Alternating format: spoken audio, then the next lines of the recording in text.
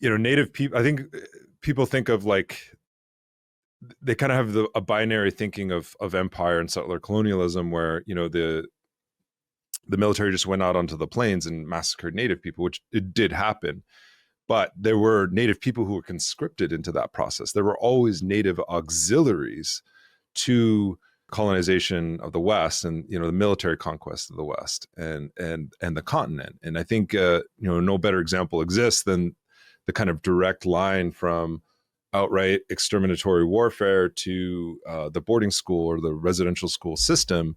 You have Colonel Pratt, who was fielded with formerly enslaved African people fighting in the Union Army alongside poor white people, and then kind of excluded from that because they had citizenship were the auxiliaries, the native scouts who fought alongside them. And so after everyone got done killing the Indians for the day, black and white people ostensibly went back to being citizens. Of course, we know like it's a complicated history, but to say the least. But native people were sent back to the reservation with no rights, no citizenship. And he said that's a morally abhorrent way to reward people who have engaged in empire building, who've engaged in this sort of military citizenship. So we have to discipline them and to introduce the kind of universal form of a kind of martial citizenship to native people to fully assimilate them into the kind of American fabric. And so he invented what we now know as off-reservation boarding schools, and they weren't schools. He envisioned them as basically boot camps, right? And he introduced military discipline, patriotism, flag worship. People didn't really learn anything. They learned how to like march in drills and things like that. And it's fascinating too, because this becomes the sort of tradition, or the invented tradition of the native warrior, right? Where we have high rates of enlistment, because after like his school, Carlisle Industrial School, the most infamous of them, shuttered its doors, the United States enters World War I. And these students, quote unquote, had basically received boot camp training. They were already disciplined in the military arts.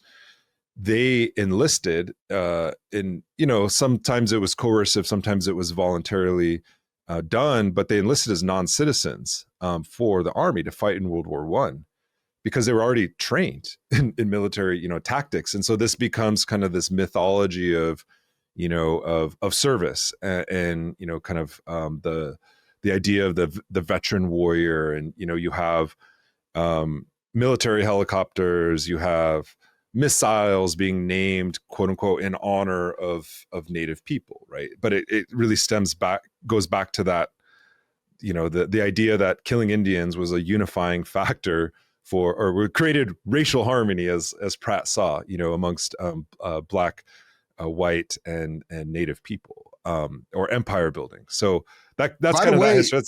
Go ahead. Just that marching around you talked about, there is a cultural imperial effect in that. And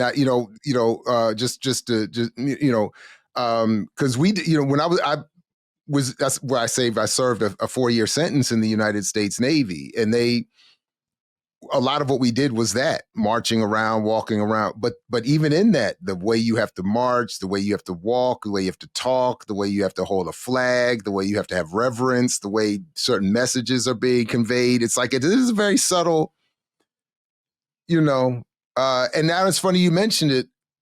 One of the few, maybe the only indigenous person I remember meeting was a Navy SEAL of all the most rare groups.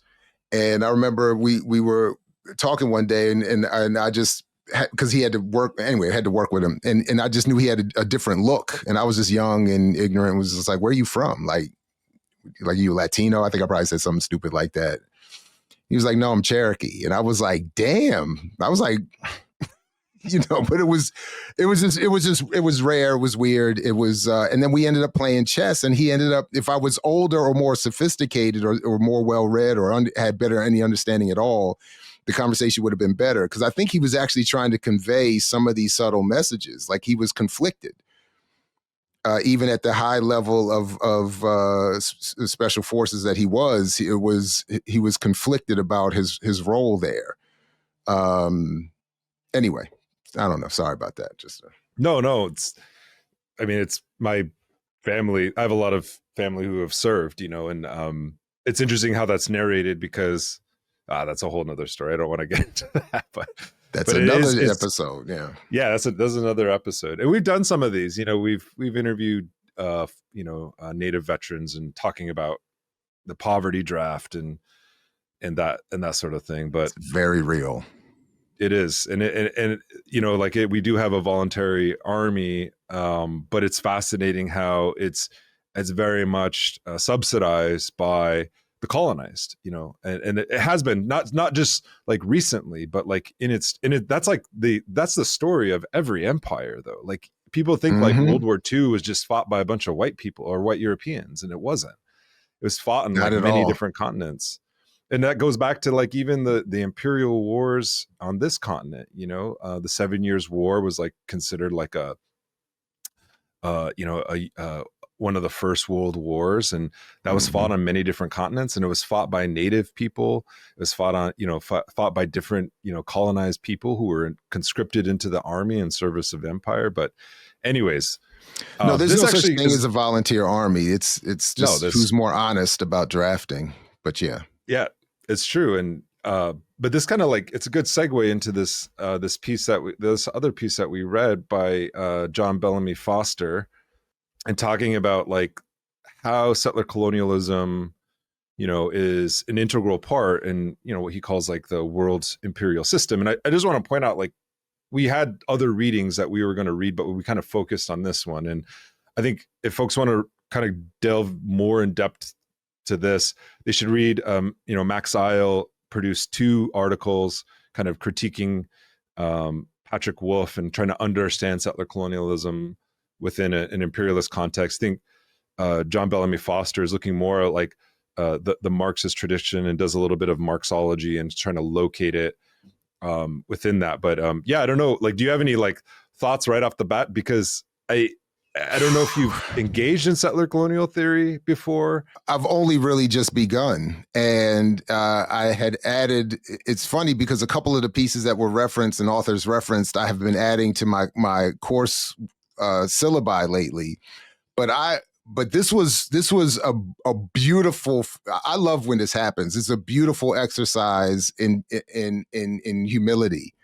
It was just because so much of what we were reading, in particular, the how do you say his name? Max Eil, in that article, there's so much that I haven't gotten to. I don't think I fully understand. I have questions about. I did take a couple of notes, so I'm happy to follow wherever you would want to go. But I just wanted to, again, I just publicly thank you for the invitation to do this, because this has been great to be introduced to some things and be reminded of some things, to see where might be some flaws here or there. But yeah, I just love. I love.